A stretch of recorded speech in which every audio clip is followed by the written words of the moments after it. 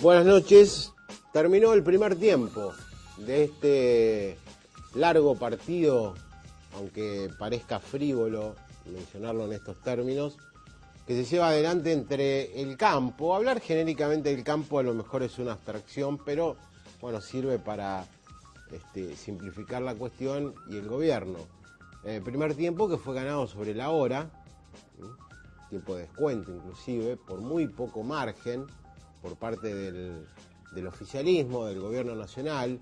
Obviamente empiezan a aparecer algunas denuncias sobre votos de legisladores que cambiaron de posición, pero francamente creo yo que después de toda la crisis que se vivió, de todo el caos, bueno, no deja de ser positivo que las instituciones de la República participen, que las instituciones de la República, en este caso el Congreso Nacional, tome la posición, tome la decisión. Y hay muchos materiales para el análisis, se pueden dar múltiples abordajes.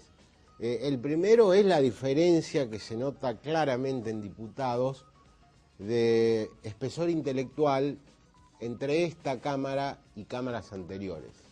Uno vio el debate hasta las 9 de la mañana y francamente escuchó discursos patéticos, algunos de diputados y diputadas de la provincia de Santa Fe.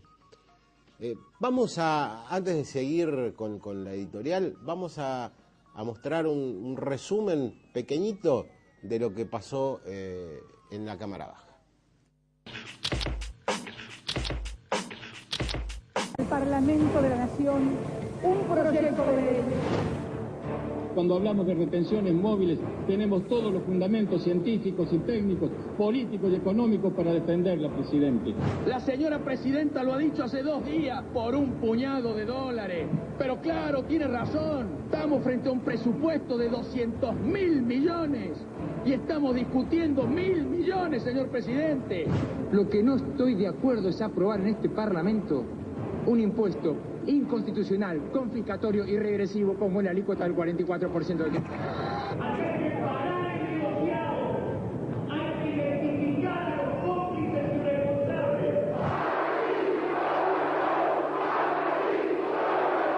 No hemos tenido, ni tenemos todavía ninguna política agropecuaria en un país que produce materias primas para 380 millones de habitantes. Gracias, diputado. Si esta ley se aprueba, no nos habrán convencido y tampoco nos habrán vencido. Vamos a defender con toda nuestra fuerza, con toda nuestra convicción, la tarea y el trabajo que hace la señora presidenta de la Nación. La votación defendiendo nuestro propio proyecto se expresa claramente apretando la teclita no. A ver si les queda claro.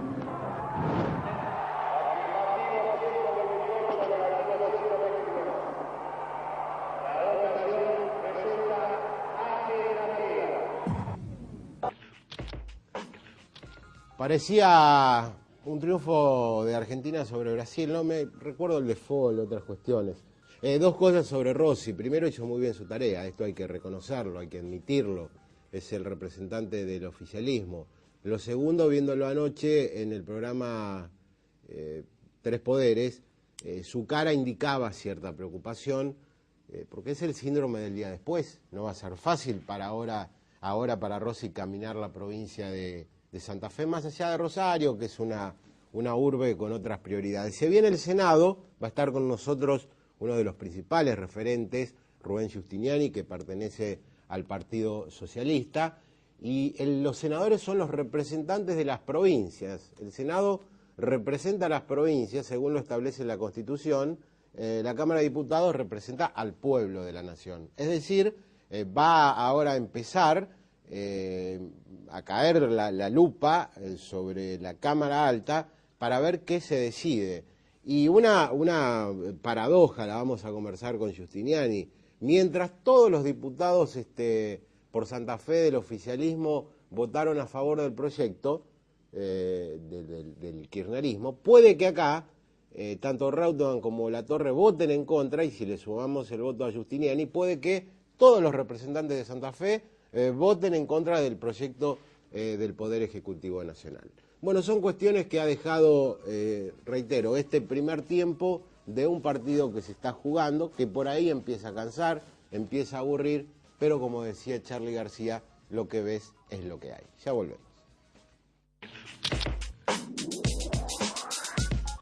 Está con nosotros el senador Rubén Giustiniani. Bienvenido, Rubén. No, gracias por la invitación a ustedes. Bueno, ahora, como decíamos, segundo tiempo, el que define este partido en el Senado, donde les va a tocar personalmente un rol importante, protagónico. La primera consulta está referida a cómo viste lo que pasó en diputados, ¿no? Que se inició con esas reuniones de comisiones, con los diálogos con los protagonistas. ¿Qué te pareció el trámite? Positivo desde el punto de vista que el gobierno haya enviado el proyecto al Parlamento. Existía un reclamo de que el Parlamento actuara en esta circunstancia, un conflicto grave, complejo, el del sector agropecuario con el gobierno nacional. Fue una participación de todos los sectores, más allá del folclore que fue un poco desordenada, todas las reuniones, un debate interesante donde el oficialismo tiene un triunfo bastante amargo, porque triunfó porque gana la votación, pero la gana sin aliados casi y perdiendo un pedazo de tropa propia importante. Esto es lo que indica que el oficialismo viene en un error de haber echado al ministro que redactó la 125 y dejar la 125 en pie. Es decir, la 125, nadie discutía las retenciones del 35%, nadie discutió hasta el 10 de marzo ese nivel de retenciones.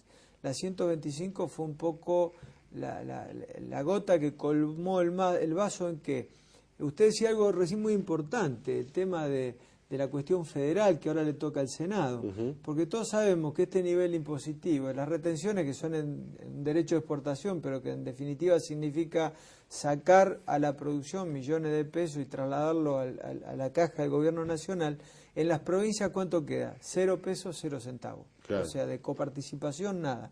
Y esto genera un desequilibrio mucho mayor de un reclamo que ya existía, porque hoy no se cumple el piso de la coparticipación federal que la ley marca en un 35%. Hoy estamos de la masa total coparticipable en un 27 o un 28. O sea que tenemos la sensación, los santafesinos y en general desde el interior, que el gobierno nacional se está quedando con dinero que no le corresponde.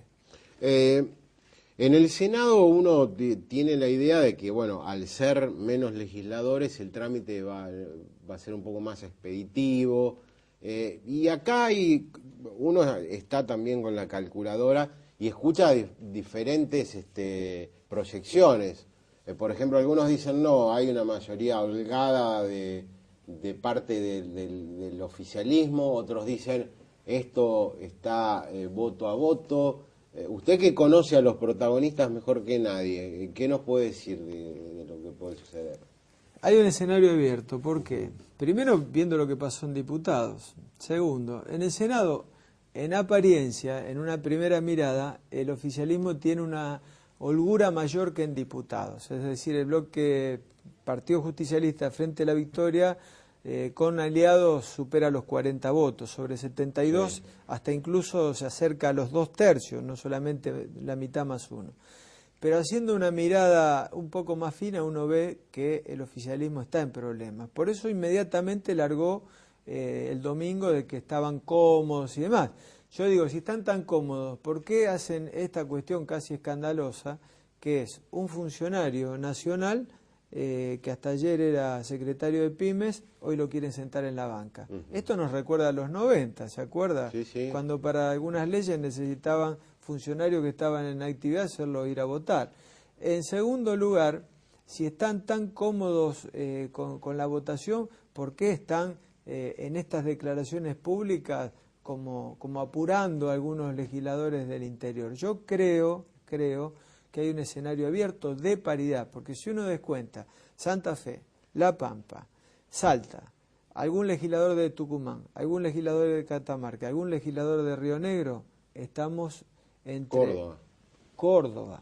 Es decir, además provincias donde está el corazón del conflicto. Entonces, hoy desde mi punto de vista estamos en una situación casi de paridad y los que están en la duda en el medio son los que van a definir a último momento en la votación el fiel de la balanza. Se da, como decía, una situación paradojal, es decir, los 3 representantes de Santa Fe podrían llegar a votar en contra, incluso Reutemann Latorre, que son oficialistas o lo eran. Se conoció hoy lunes que Reutemann presenta un proyecto alternativo al del gobierno, incluso por lo que uno puede averiguar retrotrayendo las retenciones a aquel 35%. En este caso, ¿se unifican criterios o cada bloque va con un dictamen distinto? Se va a reproducir un poco lo que pasó en diputados. ¿Por qué? Porque el oficialismo ya ha dicho que no va a tocar ni una coma de la media sanción, porque si no vuelve a diputados. Entonces el oficialismo en el Senado va a poner en consideración primero la media sanción de diputados, después de martes, miércoles y jueves de escuchar a todo el mundo. Entonces hay que votar por sí o por no esa media sanción, que es totalmente insuficiente, es decir, ratifica de por vida la 125 en el artículo primero, artículo segundo, delega todo en el Ejecutivo y después establece compensaciones, primero insuficientes y segundo que son nada más que hasta octubre. Hasta el 31 de octubre. O sea que en noviembre un funcionario de tercera línea con una resolución puede eliminar las compensaciones. Por lo tanto, la media sanción no da respuesta al campo, al sector agropecuario. Entonces, eso se pone en consideración, se vota por sí o por no.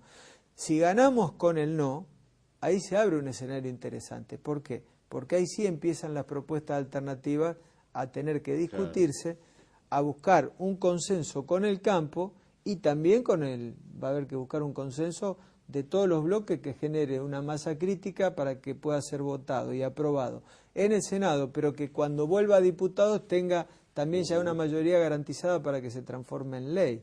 Y eso va a ser muy importante. Si pasa, sería un hecho auspicioso para el país, porque saldría una ley con un consenso, no una imposición, que podría significar el inicio de una política para el sector agropecuario mediano y largo plazo en materia de cereales, de carne, de leches y de economías regionales, que es lo que necesitamos.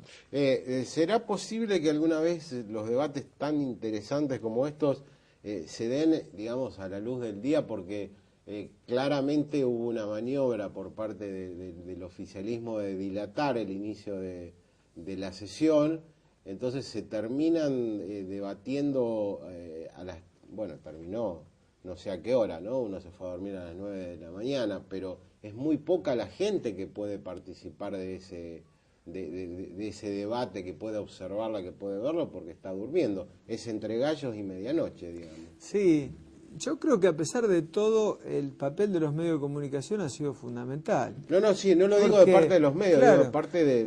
pero ha puesto, los medios de comunicación han puesto al Congreso como en una caja de vidrio. Sí, le pusieron luz. Un gran hermano. Sí. Fue. ¿Por qué? Porque yo me encontré con gente amiga que me hacía comentarios de discursos que habían ocurrido a las 3 de la mañana, a las 5 de la mañana, y uno se sorprendió. Pero pasó lo mismo que pasó con el Consejo de la Magistratura, con los decretos de necesidad de urgencia, es decir, esas leyes donde la gente se queda pegado ahí realmente para ver qué es lo que ha dicho y qué ha votado cada uno. Y la gente anota esas cosas, la gente le ha prestado atención y sabe cómo se ha definido la votación. Por eso la que viene también es muy importante, porque es muy importante lo que usted decía al principio en cuanto a que el Senado es la Cámara Federal. Es decir, nosotros somos representantes de las provincias y por eso, sobre todo las provincias netamente agropecuarias, debemos con mucha responsabilidad nuestro voto y nuestra participación hacerla dando respuesta a los productores agropecuarios, a los ciudadanos de carne y hueso, que son los que definitivamente están esperando una salida positiva a este conflicto. Estamos dialogando con el senador nacional Rubén Giustiniani, hacemos la pausa y regresamos. Estamos dialogando con el senador nacional Rubén Giustiniani, a quien a partir de mañana, cuando se instale en en la ciudad de Buenos Aires. Bueno, lo verán ustedes en todos los medios, porque obviamente ya se podía observar hoy a la mañana a los canales porteños prácticamente instalados en el Senado, están las carpas. Y yo creo, Rubén, que se ha dado acá una extraña cuestión, ¿no? Se ha tomado esto como, bueno, lo dijo el expresidente Kirchner, como algo de vida o muerte, y uno escuchaba lo que se cantaba en las barras, patria sí, colonia no. ¿Qué tendrá que ver esto con eso, no? Sí, muy poco. Lamentablemente se trazó una raya, como muchas de las cosas que ha hecho este gobierno, ¿no? Y parece hasta una caricatura de la realidad, porque decir que con las retenciones pasamos casi a la revolución, decir que los que estaban en las rutas era la oligarquía terrateniente, uno dice, bueno, o es un desconocimiento supino de la realidad, de quienes transitamos nuestra provincia y vemos que el productor agropecuario real, nuestra provincia es una provincia chacarera, no es ni siquiera una provincia estanciera, a pesar de la concentración de la tierra. Los productores de 40, 50, 100 hectáreas son los que el motor han sido de la recuperación económica del 2001 a la fecha. Y otra cosa, el 35% de retenciones, no lo discutía nadie, no estaba en debate las retenciones. El mismo gobierno ha puesto en debate las retenciones, porque hasta el 35% no había habido prácticamente debate. Y nosotros sabemos que las retenciones en sí son una herramienta de política económica cuando existe un precio alto internacional. Ahora, si ese precio internacional baja, evidentemente hay un contexto internacional que por unos años aparentemente se va a mantener en alza estos precios. Pero la verdadera redistribución del ingreso viene bajando el IVA, viene subiendo ganancias y rentas. La redistribución del ingreso significa un ingreso mínimo garantizado a los que no tienen, para que no exista todavía, como hay pobreza e indigencia en nuestro país. Es discutiendo una política de servicios públicos, o sea que todavía hay toda una cantidad de materias pendientes en Argentina. La inflación, que es el impuesto más regresivo para los sectores populares. Por lo tanto, me parece que haber trazado una raya, ir a un combate que parece el combate final, es en todo caso muy equivocado y lejos de la realidad, del plano de la realidad, ¿no? También sorprende que este conflicto ha impactado de manera increíble en la imagen de la Presidenta de la Nación. Las mediciones en Rosario no le dan más del 14-16% de imagen positiva. Cuesta creer, ¿no?, semejante pérdida en tan poco tiempo. Creo que ni de la Rúa perdió tanta imagen en un lapso tan corto.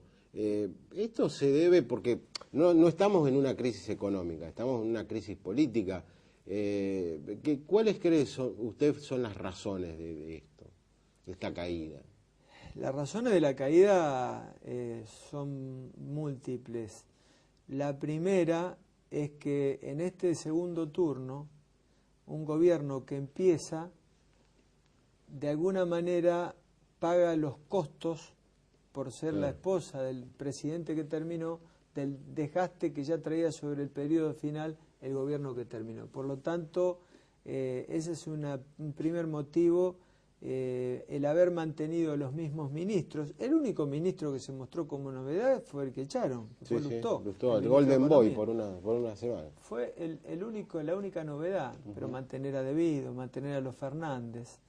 El plantear que empezaba una nueva etapa de mejora de la calidad institucional y lo primero es entrar en un conflicto de 100 días que a todas luces parecía en el sector más dinámico de la economía, en el sector que fue el motor de la recuperación, en el sector que venía con viento a favor y viento de cola, provocar semejante conflicto, este es el costo político que se ha pagado. Es un costo político que lo pagamos todos porque a contramano del discurso del gobierno, dice, denuncio a los que quieren enfriar la economía, la economía la han enfriado.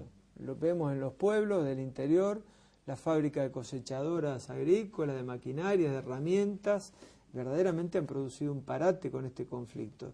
Quieren parar la sojización y la concentración de la tierra, pero mandando a un productor pequeño a una escasa o nula rentabilidad, están empujándolo para que ese productor esté arrendando el campo y en segundo término y paso inmediato lo venda a su campo. Entonces, es una situación verdaderamente de equivocaciones sucesivas que ha tenido el gobierno, ha mostrado una rigidez, ha mostrado una falta de la búsqueda de consenso, que la crisis del campo marca un antes y un después. Me parece que hay un antes y un después de esta crisis. La sociedad ya exige que aquella práctica de gobierno que era disciplinar con la chequera deje paso a una práctica de búsqueda de consensos para gobernar. Para los oficialismos nacionales de turno, siempre la elección de mitad de mandato anticipaba lo que sucedía, ¿no? Pasó con Alfonsín, pasó con Menem en su segundo periodo, sucedió, bueno, no con De la Rúa, pero es clave el 2009 para la oposición y se nota claramente una pérdida que estábamos mensurando, no solamente por parte de la presidenta, sino también del expresidente Kirchner, de imagen, lo que se comenta en la calle. Son elecciones que aparecen con un escenario potencialmente extraordinario para la oposición. La pregunta es, ¿qué va a hacer la oposición? Bueno, falta mucho tiempo. Nosotros, desde el Partido Socialista, hemos dicho que, bueno, 2008 es gobernar, es dar respuesta. Fueron elecciones hace apenas 6 meses y en el 2009 hablaremos de las elecciones. En nuestro caso hay una prioridad, que son gobierno provincial y municipios del Frente Progresista, que estamos preocupados en cumplir con el mandato que nos dio la sociedad. Y en el 2009 tenemos en Santa Fe un Frente Progresista que consolidado, que ese es el camino nuestro, y que vemos que va siendo un punto de referencia para muchos otros lugares. Córdoba ya lo tiene prácticamente constituido con Luis Juez, el Partido Nuevo, con el radicalismo, con la coalición cívica, con el socialismo. Prácticamente ya hay un Frente Progresista en Córdoba. En Entre Ríos seguramente lo va a haber. Es decir, que vamos, digamos, con nuestra preocupación de gobierno del 2008, marcando sí punto de referencia para que en el 2009 podamos ser una alternativa electoral fuerte. Me comentaba un peronista, nosotros nunca entramos al cementerio, nos quedamos en la puerta. Si Kirchner cae, me parece que se está olfateando por parte de algunos referentes que está cayendo. Puede también haber una escisión del Partido Justicialista y increíblemente, ¿no? Porque el peronismo va mutando, se va transformando. A lo mejor la oposición pasa a ser también una parte del peronismo, además de ustedes. Y digo, para enfrentar a Kirchner, si volverían a cometer el mismo error, ¿no? Al dividirse los votos, estarían dándole un margen extraordinario. Sí, ahora, a mí me parece que hay una cuestión clara, ¿no? En cuanto a que muchas veces sentimos ese reclamo de decir, bueno, la oposición una C. Sí. Y esto es mucho debate de politólogos, periodistas, políticos. Creo que el tema de, en el Parlamento, en algún tipo de leyes, está bien que la oposición fue el Consejo de la Magistratura. Es este tema del campo, donde en las provincias, más allá de las banderías políticas, es bueno que coincidamos, por ejemplo, los 3 senadores nacionales en una misma propuesta. Es muy bueno eso, es positivo de cara a la sociedad, de dar respuesta concreta a lo que la gente pide. Llegado el turno electoral, lo programático debe ser el norte que nos una, es decir, el ancho campo, el ancho carril, la ancha calle que signifique, con una coincidencia programática, establecer esa propuesta a la sociedad. Yo no estoy de acuerdo con unir todo en un anti-Kirchner, en un antigobierno. Lo que creo que hay que darle a la sociedad una propuesta, una cosa propositiva, un programa, y para eso nosotros tenemos esa herramienta que es el Frente Progresista. Ante un gobierno tan crispado que tensa la cuerda permanentemente, uno cree que la sociedad, buena parte de la sociedad, va a mirar y va a optar por por alguien que ofrezca otras cosas, garantías de gobernabilidad, transparencia, austeridad, y uno ubica, bueno, en la derecha a Macri si es que le va bien en su gestión, una variante peronista, también un poco más moderada, puede ser, ¿por qué no Carlos Reutemann? Puede ser Solá, puede ser Schiaretti, vaya a saber quién, y una centro izquierda en la que los medios nacionales miran con mucha atención a Hermes Wiener. ¿Usted le otorga perfil presidenciable a Wiener? Hermes ha crecido mucho en las encuestas, en la consideración en todo el país, en la ciudad de Buenos Aires. Evidentemente que emerge Santa Fe con Hermes Wiener como un punto de referencia importante. Nosotros no estamos preocupados en el 2011 con una candidatura presidencial, estamos preocupados en gobernar bien la provincia de Santa Fe. Sí gobernamos bien la provincia de Santa Fe por la capacidad demostrada de gestión en 2 turnos de la Intendencia, en la gobernación, y por el perfil político, que yo estoy de acuerdo que es lo que la sociedad está buscando, un perfil de esas características. Evidentemente ese punto de referencia va a ser fuerte para nuclear un conjunto de fuerzas en el centro izquierda para hacer una alternativa de gobierno para el 2011. Rubén, para que el televidente esté al tanto de lo que va a suceder, a partir de mañana, ¿cómo es la agenda en el Senado? Mañana empezamos con las entidades agropecuarias a partir de las 10 de la mañana. Las 4 entidades de la mesa de enlace vienen a exponer. Se continúa con organizaciones sociales, posteriormente con gobernadores, intendentes y posteriormente con los funcionarios oficiales, es decir, aduana, ONCA, Secretaría de Agricultura. Martes, miércoles y jueves se trabaja de la mañana a la tardecita en comisiones y después hay que acordar cuándo vamos al recinto, si se da a fin de esta semana o el miércoles que viene. Le agradezco mucho que haya estado en profundidad. No, gracias por la invitación. Rubén Giustiniani, senador nacional del Partido Socialista. Hacemos el corte y estará con nosotros el intendente de Villa Gobernador Galvez, Pablo Muravito, quien, ustedes saben, destronó impensadamente en su momento a Pedro González, pero es, bueno, ver cómo se está gestionando, qué pasa, si había algo alternativo, algo más allá de lo conocido. Bueno, tras el corte hablamos de todas estas cuestiones. Pablo Muravito es el intendente de Villa Gobernador Galvez, bienvenido. Hola, ¿cómo le va? Buenos días.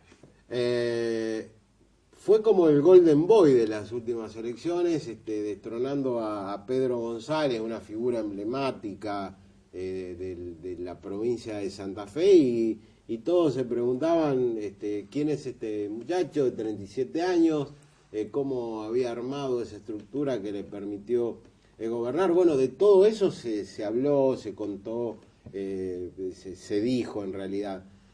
La cuestión ahora es cómo se está gobernando, cómo está Villa Gobernador Galvez. Sí, en realidad la gestión es algo bastante complejo, pero lindo a la vez, ¿no es cierto? Claro. Nosotros no venimos, yo no vengo de la función pública, ni estuve, digamos, en política muchos años, sino que venía militando, sí, pero en los últimos 4 años fuertemente para acceder directamente a un gobierno. Esa era la propuesta de la agrupación nuestra que se llama Nueva Generación. Dentro del Frente Progresista encontramos a un candidato a gobernador como Wiener, que nos vino muy bien para hacer una sinergia positiva en Villa Gobernador Galvez, el cual venía siendo votado para todas las elecciones. Y bueno, en esta especie de nueva ley electoral, donde realmente se deroga la ley de lemas, a nosotros nos vino muy bien. Y hoy en la gestión el balance es bueno, ¿no es cierto? Hemos tenido, si bien agarramos una municipalidad bastante viciada, con un montón de cuestiones de un sistema que ya se acababa, 16 años de una hegemonía política, hoy hay que regular las cosas, ver que esta libertad o esta nueva propuesta participativa y solidaria no se transforme por ahí en algo donde se encuentre el libertinaje, sino que hay que hablar mucho con la gente, hacer una propuesta plenamente participativa. La gente quiere transparencia en la gestión, quiere que se le explique y que se le muestren las cosas.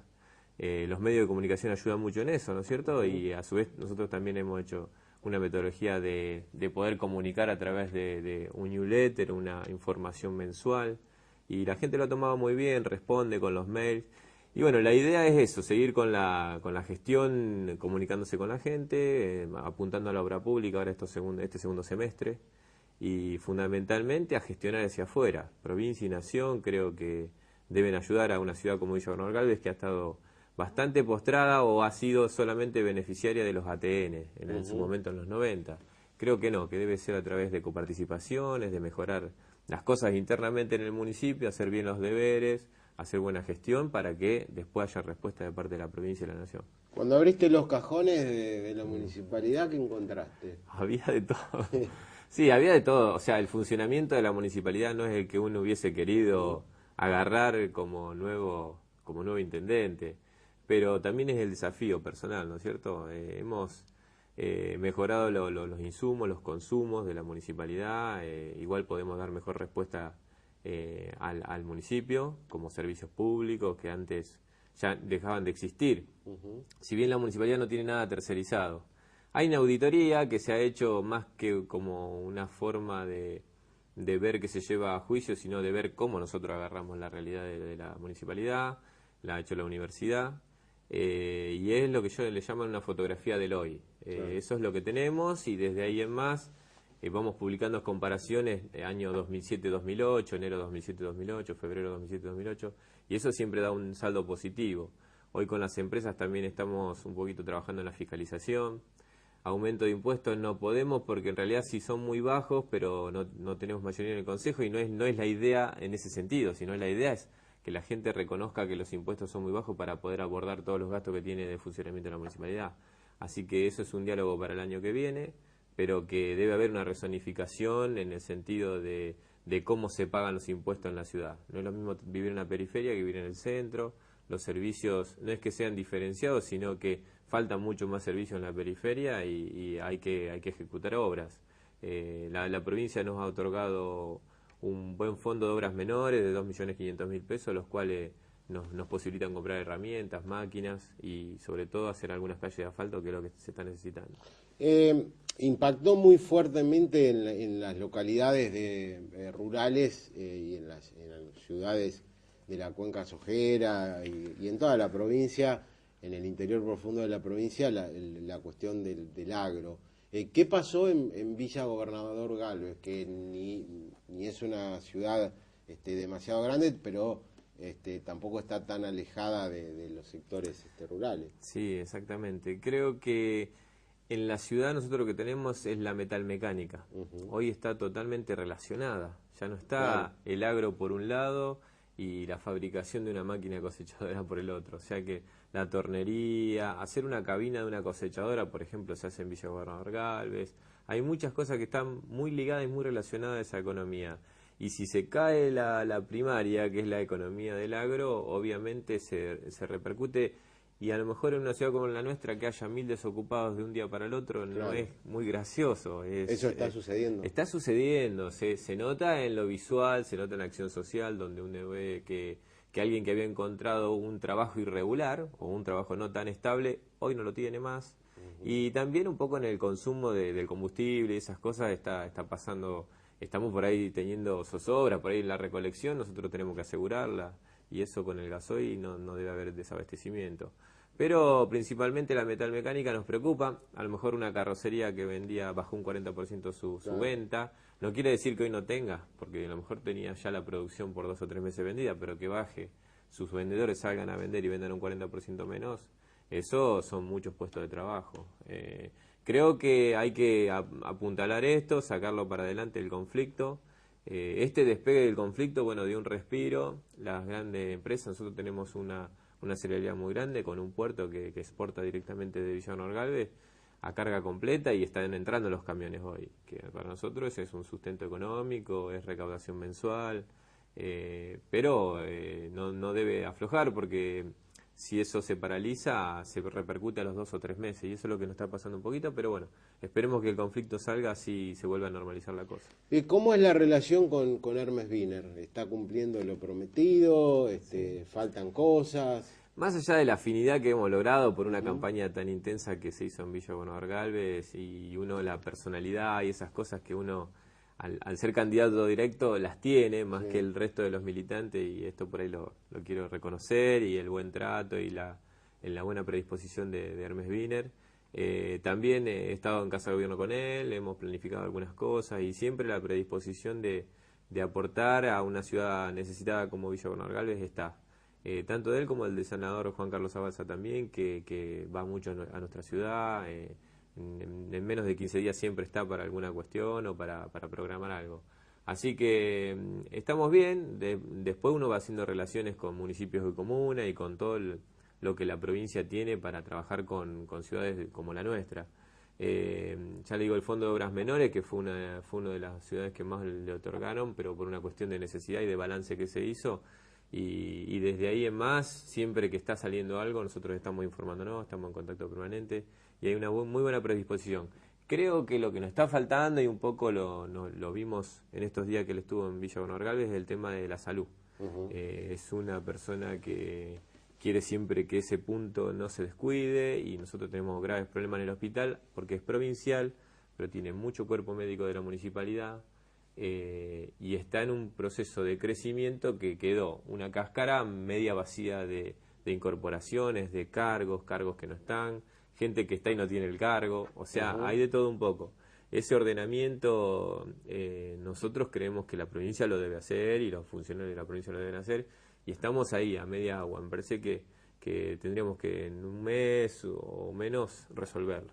Recuerdo que hicimos una nota en el diario de La Capital que se llamaba Un día en Pedrolandia, ¿no? Sí. A González, a Pedro González siempre se lo vinculó con el clientelismo, con una manera de hacer política que, bueno, le dio sus réditos, fue elegido muchas veces. Primero, ¿por qué la gente, crees vos ahora que ya sos intendente, que ha pasado cierto tiempo, decidió cambiar un día? Y lo otro es si te resulta difícil desarmar todo ese entramado de clientelismo que había. Sí, eso sí. La segunda pregunta la hacemos corta, después la podemos ampliar. Yo creo que ya el sistema había perdido en el 2003. Si uno sumaba el resto de los votos con lo que había sacado González no venía superando el 38% de los votos en todas las elecciones. El sistema de ley de lemas le permitía hacer alguna suma del justicialismo y llegar. O sea, que para llegar al 50 o a los porcentajes que te pueda dar. O sea, que en el 2003 ya él había perdido. En el 2005, dentro de la misma interna del PJ, habían entrado 2 concejales de él, y de un total de 4, y 2 de la oposición dentro del mismo Partido Justicialista. Este nuevo sistema permitió que a lo mejor se haga directamente una renovación generacional. Nosotros, desde nuestra propuesta, la idea era esa también, no simplemente llegar al poder por el poder mismo, sino que haya una renovación de dirigentes en todas, no solo en la municipalidad, en muchas entidades empresariales, dirigencia de la Asociación de Comercio, del Rotary Club, de un montón de organizaciones, de vecinales. Ha habido un resurgimiento de cooperativas y vecinales impresionante. Eso por ahí no se nota, pero día a día se va formando una. Hay fondos a través de Nación y de provincia para fomentar las cooperativas, con gente joven, con gente que ha estado desempleada y que rápidamente aprende y se toma iniciativa y se pone a trabajar y sigue estudiando. Me parece que también después de tantos años de una misma persona que sufre un desgaste, y además de volver de diputado nacional a dar una pelea territorial como la que se dio en Villa Bernal Galvez, me parece que eso también no quedó bien. O sea, es como bajar a un nivel político que a veces hasta la misma gente no está preparada, porque es decir, vuelvo al pasado. Entonces el futuro lo va armando, pero volver al pasado nunca se quiere. O sea, por lo menos en los conceptos de lo que uno quiere como un gobernante o una persona que lleva adelante los destinos de una ciudad, siempre apuesta a algo distinto, siempre trata de cambiar o de evolucionar en la misma color político. Y esto también, lo del color político se venía hablando hacía mucho en lo provincial, y creo que en Villa Bernal Galvez impactó mucho más por eso también, porque el justicialismo gobernó 24 años en la provincia y 24 años en nuestra ciudad, y era muy fuerte ese concepto, directamente decir, bueno, acá no puede ganar nadie que no sea del extracto justicialista. Bueno, en mi caso hay una combinación de eso, se dio una boleta combinada con un frente progresista que me parece que es muy renovador en la política de la provincia y que esperemos vaya tomando la fuerza suficiente, y creo que se está notando en los pueblos que por ahí... esto de lo generacional también ha pasado en otros pueblos, que ha ganado gente del Frente para la Victoria, pero que era gente joven y nueva en la política. Claramente. Así que también hay conceptos ahí que fueron muy fuertes para nosotros. Pablo Muravito, intendente de Villa Gobernador Galvez, muchas gracias por haber estado. No, muchas gracias a usted por la invitación. Último corte, editorial de cierre y despedimos el programa.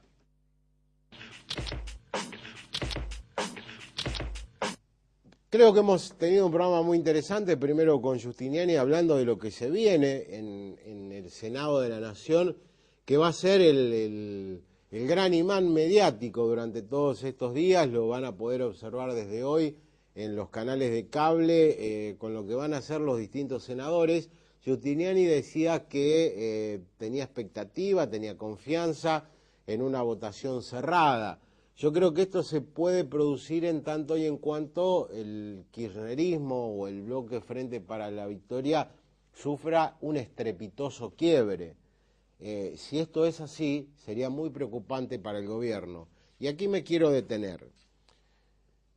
Llamaron a Felipe Solá en la Casa Rosada. Esto no se sabe.